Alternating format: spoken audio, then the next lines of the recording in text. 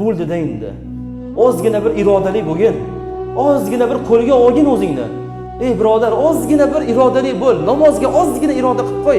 Alloh azza va jalla sen jannat kiritaman deb turibdi. Kuniga 1 soatda bomdodga uyi yaqin, masjidga yaqin bo'lgan odam tahoratga 5 daqiqa, yo'lga 5 daqiqa, bomdodga ana boring 10 daqiqa, 20 daqiqa vaqt sarflaydi. Uxlayotganda bomdodga bitta uyg'onadi. Shahvat yig'ishtiramiz deydi. Buyrug'i bajaramiz deydi.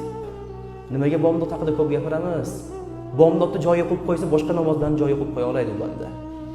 Nimaga? Chunki bomdod namozlarni xiroz deyishadi ota-bobolarimiz. Eng kuchlisi, chunki o'sha paytda uyqu bosayotgan bo'ladi. Bunga haqiqiylar chiqib ketar ekan bomdodga jamoatga. Uyda o'tkazmas ekan uni iymoni. Buyrug'i chiqarib orar ekan uydan. Orqasiga bir tepar ekanda bor chiq der ekan. Qalbdagi iymon.